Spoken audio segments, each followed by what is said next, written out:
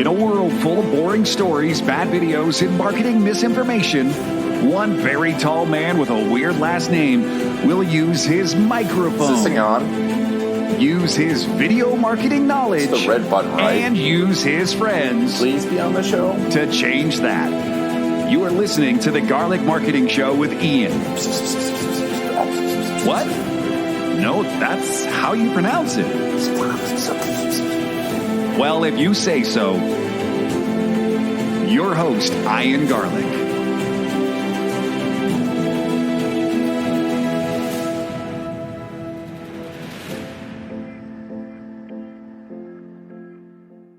Welcome to the Garlic Marketing Show. Ian Garlic here, and today we're going to be talking social media, automating it, what's working, what's not, with the CEO and founder of an awesome company called Targetable. Before we get into that, this episode is brought to you by storycruise.com. If you're looking for video for your social media, need help with producing it, planning it, editing it, storycruise.com has videographers trained in marketing all around the world. So Vlad Edelman is on our show today. Vlad, thank you so much for being on the show. Thank you for having me. Great to be here, Ian. Yeah, we're here this is being recorded in the middle of the crisis, and he's supporting restaurants. So I really want to get out right before we get into it because he has an awesome background, but they're giving away 2 months free to all restaurants using their software. So I think that is amazing. Thank you for doing that.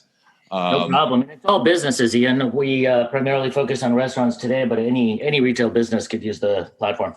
All right. Any retail business. That's great. That's really good to know. And that's huge right now for any retail business. This is the time, and everything's going to shift more to digital. It is the time to get in front of people. It's going to move up. So, but tell me a little bit about your background before we get into what's working, how much to spend, that into more of the specifics. Sure. So, I was born in Russia. Is that too far back? No, that's fine. No, I grew up in Washington Heights in New York before it was hip, and back when we just invented crack, and that was pretty much our calling card. But in terms of relative to this, my background is primarily in media and marketing, and I spent a lot of my career doing fun stuff on the digital side at large media companies. I ran CBS.com for a couple of years. I built ESPN's mobile business from scratch. I was their first wireless employee, and built that into a $250 million business inside a couple of years. And then I spent the other half of my career kind of on the dark side, which was the media and marketing side of big brands and agency land. And so when I left ESPN, I actually wound up running one of the first text messaging platform companies in the space called Soapbox, and quickly realized something that would be a theme kind of for the rest of my career after that, which is that, clients and consumers in general don't buy technology just for the sake of technology. You really have to give them the use case. You need to give them the reason to want text messaging in this case. So I wound up essentially building an ad agency on top of this technology platform in order to rationalize and show customers how to use it. Long story short there, I kind of turned this company around and sold it to Interpublic Group eventually, and started a joint venture called Ansible, which today is still one of the largest mobile ad agencies in the world. Did something similar for WPP after that with a company called Icon, and then eventually settled into more of what I'm doing today, which is really focusing on retail technology, and having spent the first 20 years of my career, steadily watching and helping the physical world become more virtualized.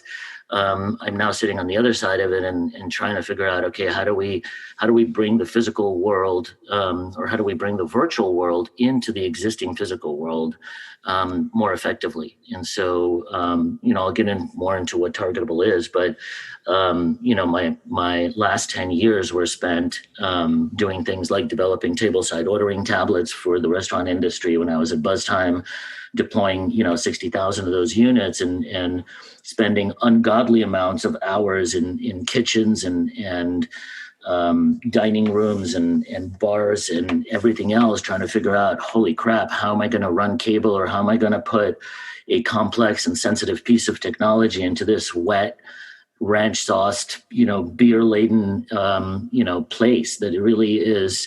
If there's an environment that says, danger, keep out for technology, it's bars, or the backs of restaurants. And so I learned a lot about how to deploy retail tech, and I learned a lot about the tools that a lot of retail technology was not delivering on, and that the customer really needed. And so that's where Targetable came from.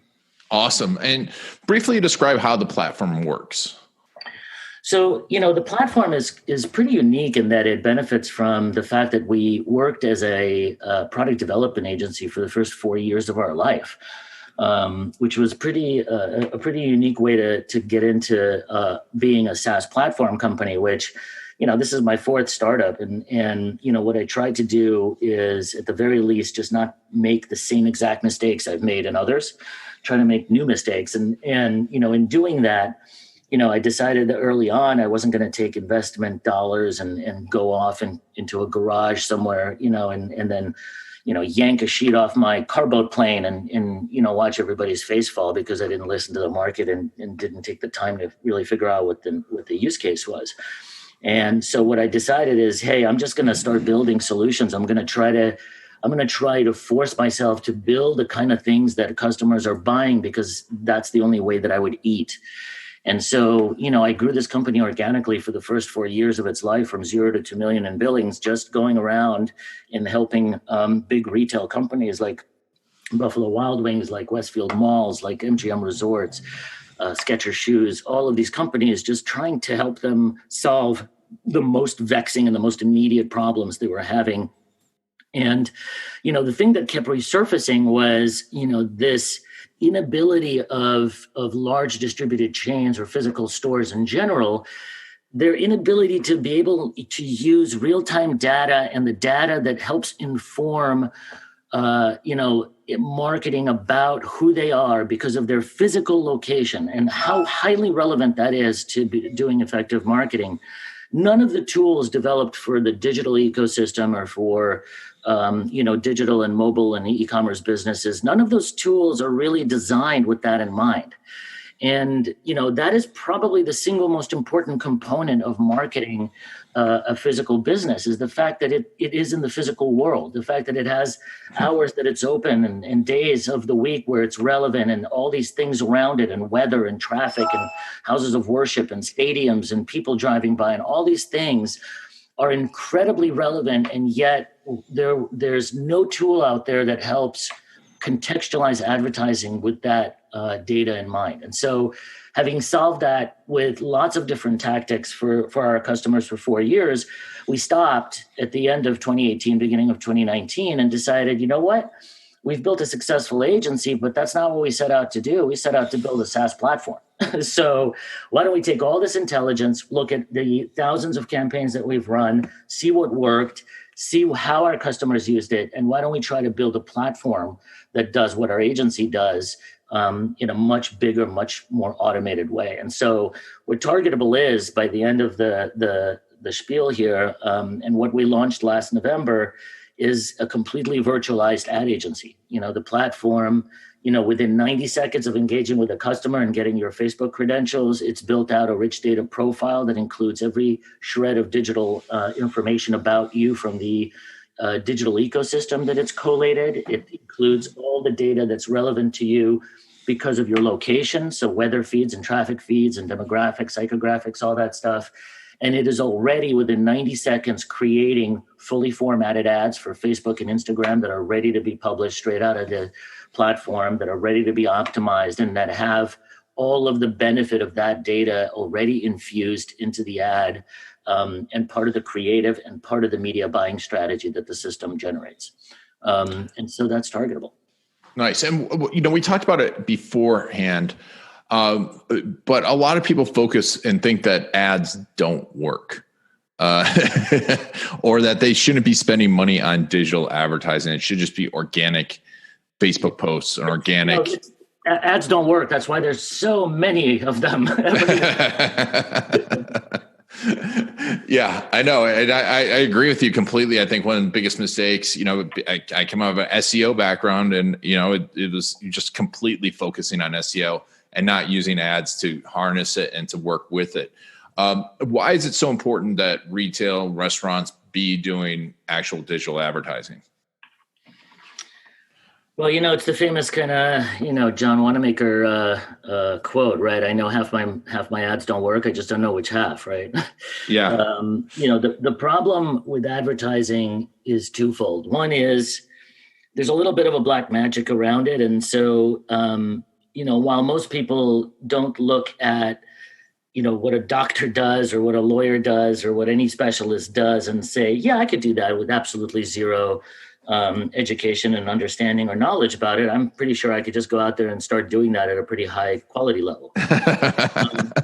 That's what people think about marketing, right? There's a level of dismissiveness and a level of assumption with everyday people that I've run into for the course of, my kind of going on 25-year career here, that not only do they not understand the power of marketing, they don't even understand what marketing really is, right? And when you don't understand it, it's very easy to assume that you could do it really well.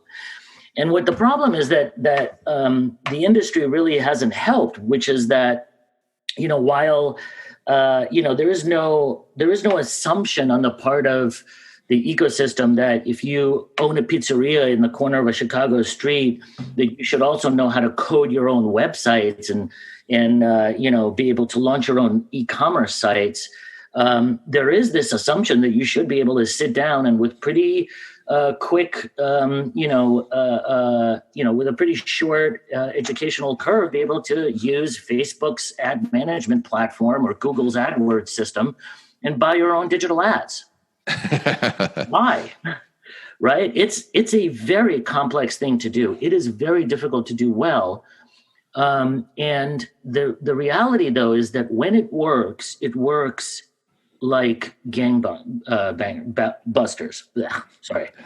And it works like gangbusters because, to give you an example, a lot of people think that it takes a lot of money to have good marketing, or real marketing is the Apple big brand campaign of running with the hammer and breaking the Orwellian screen, when the reality is $30 spent the right way on local digital media will drive material difference in your business every single day, right? So $5 spent a single day. We have customers where they are spending between 30 and $40 per week, driving 10, 11, 12% increases in total gross revenue on a month-to-month level. For a restaurant, that is running on thin margins of 15 or 20%, at a let's say $1 million for the year, that is a really material impact. We've got campaigns running for customers that result instantaneously in 20, 30, 40 reservations the next day or the day after. Marketing works. The problem is you have to do it correctly, and you have to do it continuously the right way. And that's the biggest mistake that our customers make before they get to us, which is they work for so long and they struggle for so much to get an ad made that once they've made that one ad, they don't want to make another one, and they don't want to have to figure out the media strategy, and they don't have to think about the fact that to be successful, you have to do it over and over and over again every single day, and you have to do the right thing all the time, every day, and that's work, right? And so the problem is not with our customers, not the fact that they're not creative or that marketing is so complicated that nobody can understand it. They can. It's the marketing is actually really hard work. And, either you have to spend the money and hire the right people to do it, which is expensive, or you have to use a tool like ours that just does it for you automatically because robots are better at media buying than humans. And that's really there's no shortcut. And that's when you take those shortcuts is when you realize that marketing really does work and that you really can lose business because you don't know what you're doing. Yeah. It's, I mean, you nailed it on the head. It's definitely work and education and testing stuff out and having a passion for it. And it's funny. You're right, because people think, oh, I can do that, until they realize, oh, this is really hard to do it right. But Exactly. Look, I can do brain surgery, but I can't do it right. Just give me a scalpel, I'll get in there. I just know from trying really hard and reading a lot of newsletters that I can probably get this done for you. Yes, and I have an iPhone, so I can make super high quality videos. Mm-hmm. And I think on the flip side too, the problem is that there's such a lack of a barrier to entry, that there's a lot of people just flying into the agency space saying, oh, I can use Facebook Ads Manager, so I can run your ads for you. And then people get burnt as well. Which I love that you have successfully, sorry to interrupt you. And no problem. I successfully ran a couple of campaigns for my business. So that means that I should be able to do it for yours, or it just means that I should be really judgmental because I think you should be able to do it as well, just because I have figured out how to do this one time. Yep. Right? It's like, it's show me the restaurateur who is a brilliant digital marketer and does it perfectly every single day. And I'll show you a restaurateur who isn't running his restaurants. Yep. Because, there's no way that you're doing both exceptionally well at the same time, not personally. Mm-hmm. And, so let's talk a little bit about right now in this, we're in the middle of lockdowns. Obviously, these businesses are suffering. They've had a shift. What are the keys to being able to shift and be nimble in your marketing at times like this? Well, I mean, there's a couple of super relevant things that I think are important to cover here. And part of it is on the purely operational side, by the way, before we even get into marketing, I can't tell you how many emails and text messages and other ways of communicating with me I've received from restaurants that are blurry photos of their menu, being flipped with a hand in the middle, saying, hey, order from us. and I know, and it's easy to ridicule those and I do understand, and we talk every single day to people who are panicked, who are desperate, whose businesses have been shuttered for weeks now, who are not getting any cash flow, who don't know how they're going to survive this. And so I have a lot of feelings for the fact that, they didn't know how to do marketing before, and they certainly didn't figure out how to do it now in the middle of a pandemic, which is now crisis marketing. It was hard enough before. And so they're resorting to the tools that they have and just kind of trying to bully their way through it. But boy, if there was ever a time to be clear, if there was ever a time to be succinct and to the point and know what you're doing, it's now. Because the guys who are taking photos of their menu and just sending it to a customer are saying a couple of things. One is, I don't know, I'm not sure what I even want to sell you. I don't respect you enough to even bother designing something for the unique thing that's happening around us. And so what I would say before you even get into marketing is take a look at your business really close and make sure that you are not using your regular menu anymore, that you are narrowing down to the 4 or 5 things that are super shelf stable, that are easy to make, that are great for curbside and pickup and delivery.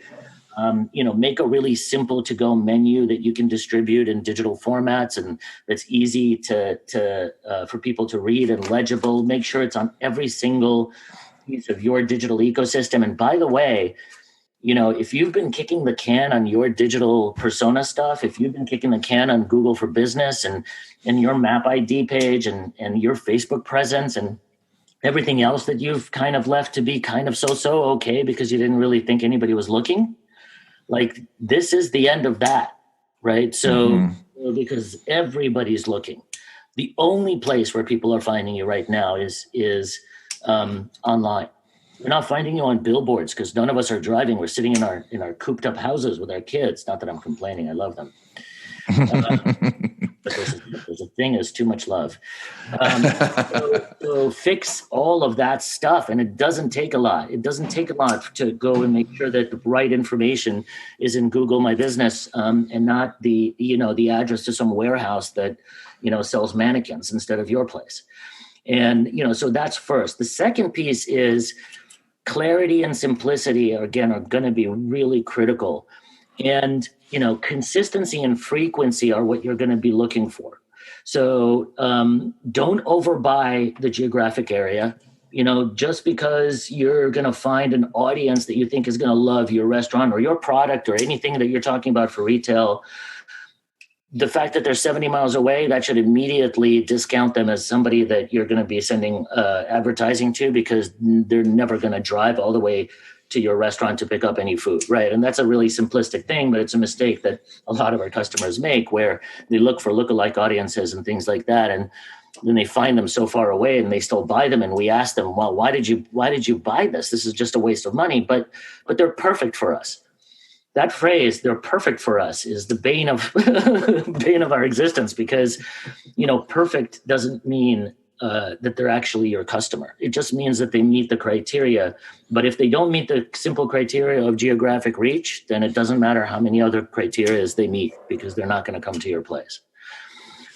So those are the kind of the building blocks, the simplicity, the revision of all of your digital properties to make sure that everything is current and accurate.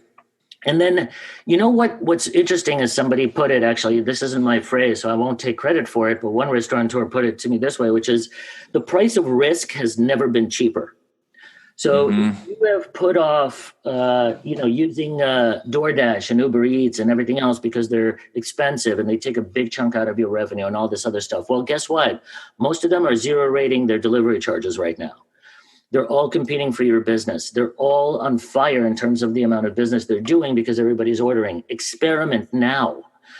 Take the time to test stuff. If you wanted to test a new concept, if you wanted to try a new dish, if you wanted to, try one of these services or try a different digital service, try it today, because it's never been cheaper risk-wise. What do you have to lose? Right? Yeah. Because people are confused right now anyway, and there's so much mayhem and anarchy and chaos going on that, try a lot of different things, because as you go back to business and things go back to normal, that cost of risk and the intelligence and data you're going to take with you from this time is going to be invaluable.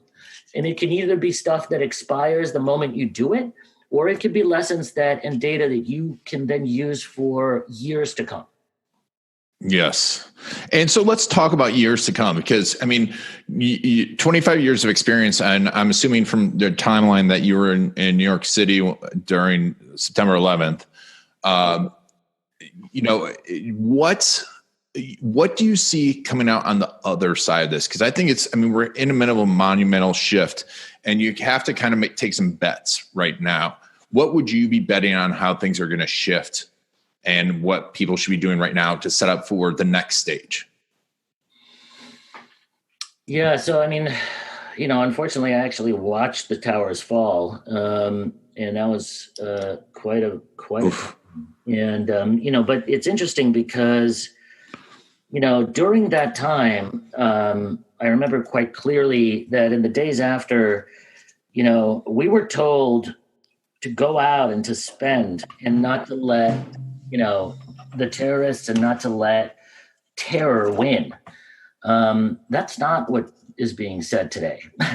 Yeah. Today is stay indoors, and don't go to stores and don't go to restaurants and don't risk your life and other people's lives. And so, here's what's the sad truth, which is I think that, out of the 700,000 or so restaurants in the US, a lot won't survive this because, a lot were already kind of teetering on the edge. Restaurants in particular are a labor of love for a lot of people. They're not great businesses to run. they're really hard businesses to run, and you have to be good at a lot of things, and you have a very, very small margin of error for things that you don't know how to do or the things that can go wrong. And unfortunately, that means that most don't have a lot of cushions and can't really afford this. And so out of those 700,000, I'd be surprised if, probably a six-figure amount of them never made it to the end of this or never reopened.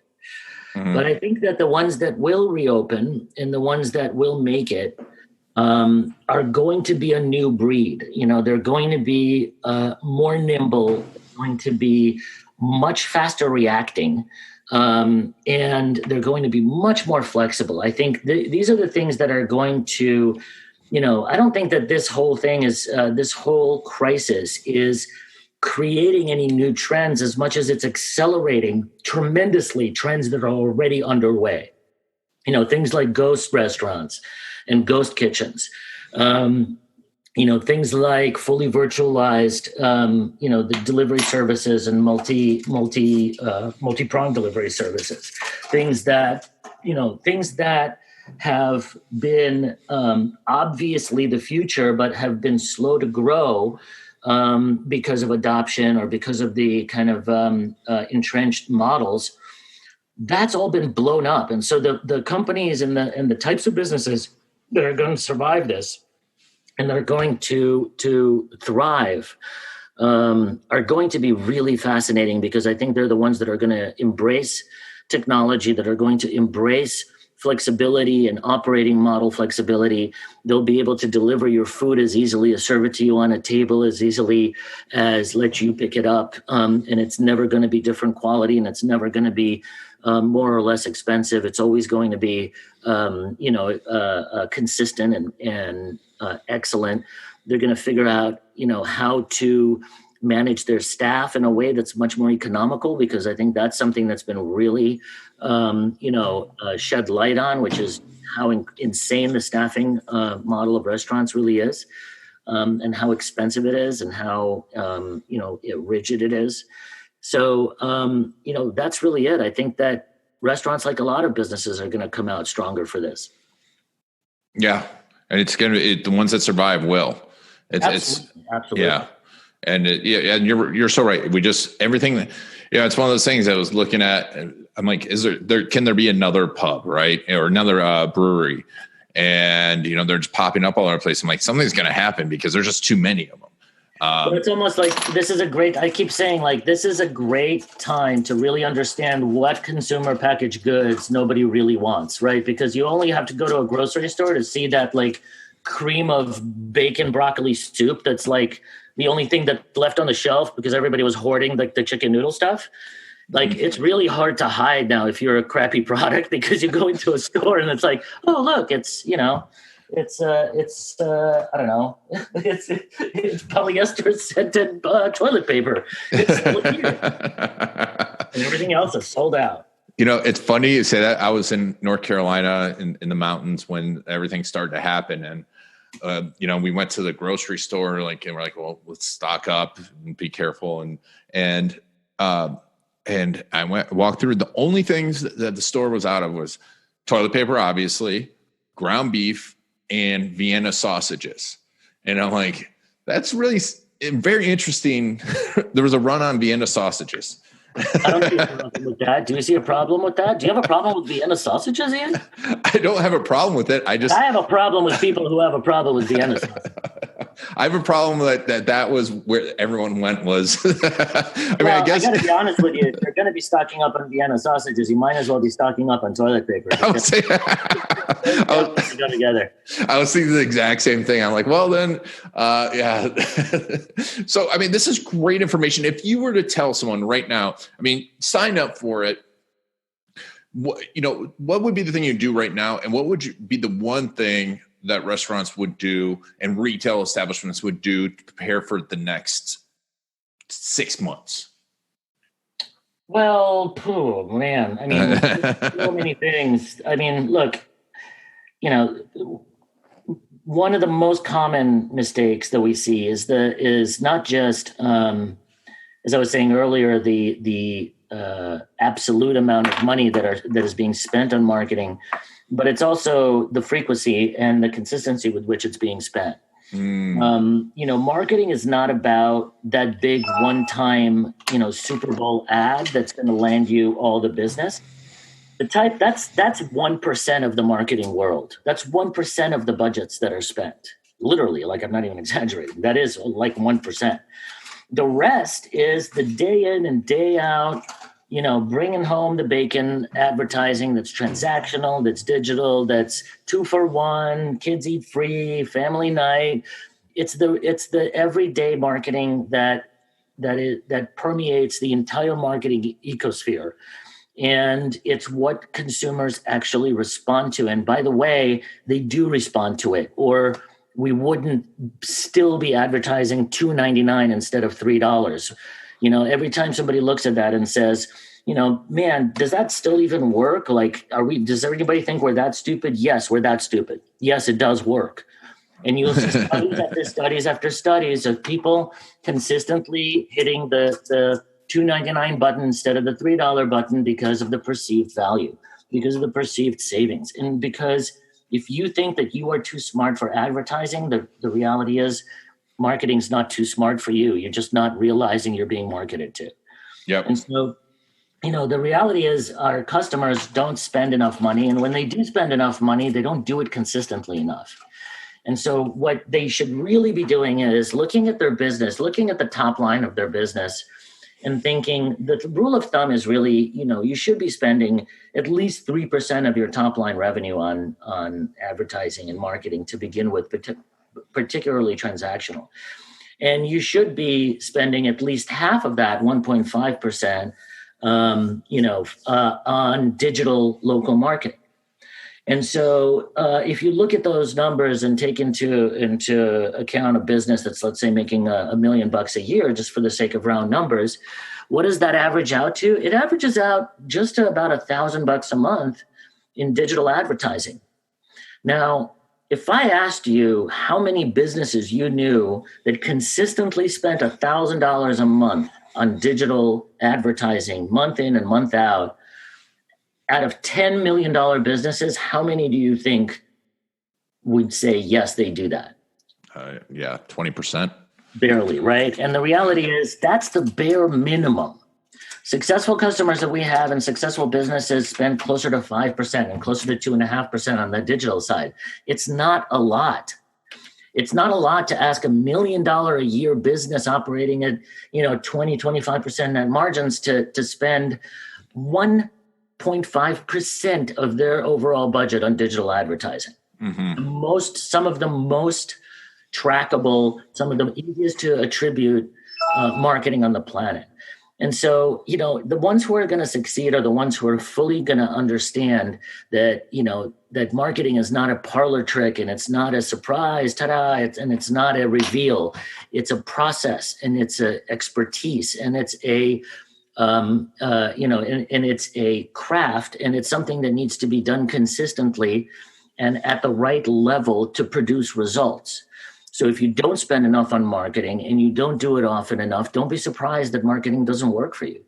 Yes. Because you're not working and you're not actually doing it the way it's supposed to be done.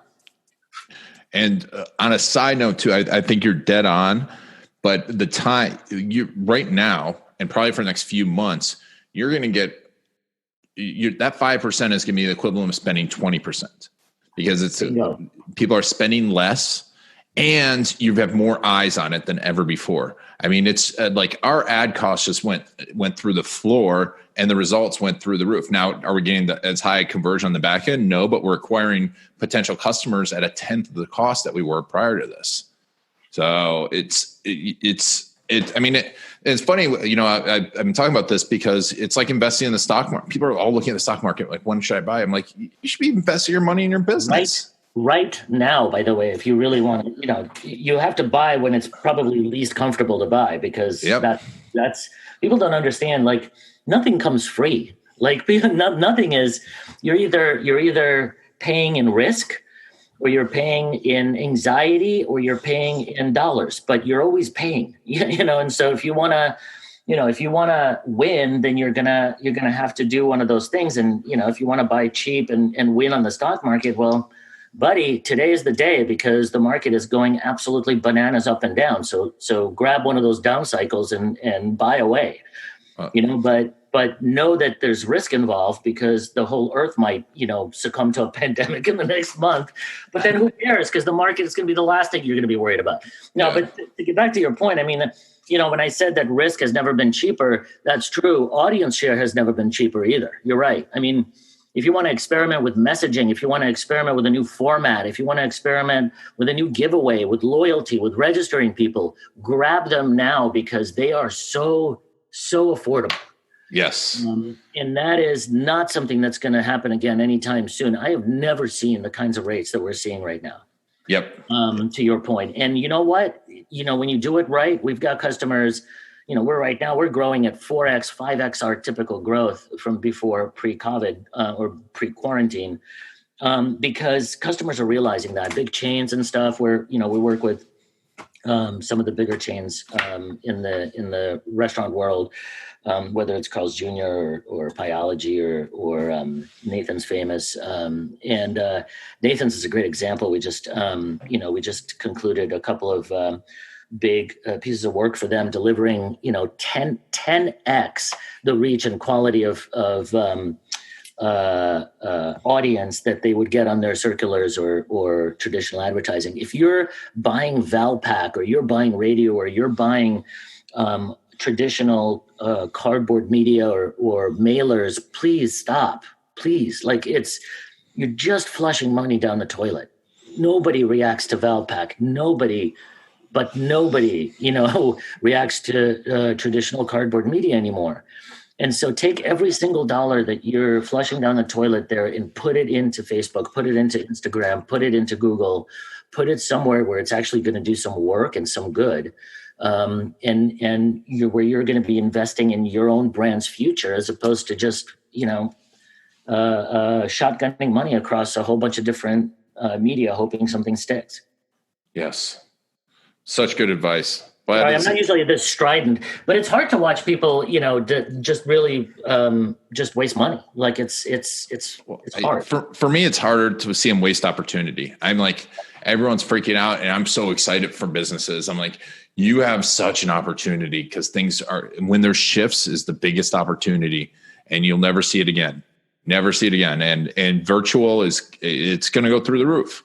And you have people that have never bought online, never bought, done Uber Eats, never done any of this stuff. Now it's a part of their habit and it's not going to go away. And it's wonderful. And you know what that means? That means more competition. And you know what that means? That means cheaper rates. That means not 30%, from DoorDash and Uber Eats, but maybe there's going to be more competition and more consumers. And that means you're going to, wind up only having to give away 10% of your top line. But the reality is somebody is putting in that infrastructure and putting in those drivers and spending the money to build those companies to deliver your food. So yeah, it costs 20 or 30% of your current check because it's expensive to do that. Yep. And if you're a customer and you're complaining about the fact that you're paying 30% more because you're getting your food delivered to you, you're getting your food delivered to you. Mm-hmm. That is a luxury that you have to pay for. And so, I have very little patience for a lot of the criticism that, some of these newer technologies get in the early stages because, innovation and comfort and things like that, they don't come free. Like somebody had to build the infrastructure of Uber Eats and DoorDash for you to be able to sit on your couch in your boxers and order a 3-course gourmet meal from a French, restaurant. Yep. Yeah. And if you're not paying for it in dollars, you're paying for it in your data. So don't complain there either.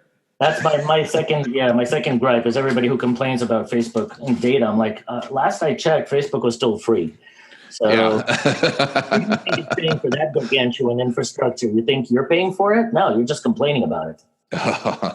Well, I think that's a whole nother show. But we'll definitely... That's the two old men griping about technology. I'm sorry, man. I'm sorry. We're on the younger side. Oh, well, Vlad, we'll definitely have to have you back after things have shifted again. But thank you so much for being on the show. This has been fantastic. Make sure to check out the website. And if you're listening to this in the next, during the middle of the crisis, for the next 2 months, Targetable.com is free to sign up, and it can definitely help your restaurant get on there, get going, your retail. Vlad, thank you so much for being on the show. Thank you, Ian. This was such a blast. And by the way, after 2 months, we're still pretty cheap at $149 a month. So check us out after 2 months too. Yeah, we'll still be there. Awesome. Yeah. And those numbers, you can't beat those numbers. So, well, thank you all. Thank you so much. And thank you all for taking Vlad and I on your journey. This has been Ian Garlic and the Garlic Marketing Show. Video. It'll make you an authority. It will get you more leads, better leads that close faster and spend more with you. And video stories will help you be remembered and connect with those perfect clients. The problem is, where do you start? Storycruise.com is the place to go. It's like a film crew with an S. What's your strategy? Do you do it yourself? Do you hire a videographer, an agency? Do you need an editor? How do you know if they really know your business and how to make videos for business that work? The answer to all of this and more can be found at storycruise.com. It is the place to find the latest video marketing strategies, the best gear for your business, as well as videographers, editors, and agencies near you that are trained in video storytelling for business. Go to storycruise.com/garlic to get special insider info for listeners of the Garlic Marketing Show, including special access to several of my courses, including my case story course. Go to storycruise.com/garlic to get a whole bunch of special offers just for listeners of the Garlic Marketing Show. Whether you're looking for a videographer or to do it yourself, go to storycruise.com/garlic to get started today.